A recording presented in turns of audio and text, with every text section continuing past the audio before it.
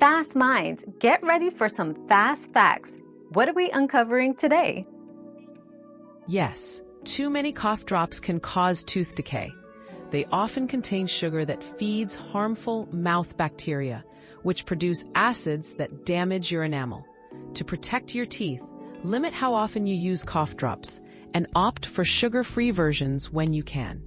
Moderation helps you soothe your throat without risking your smile.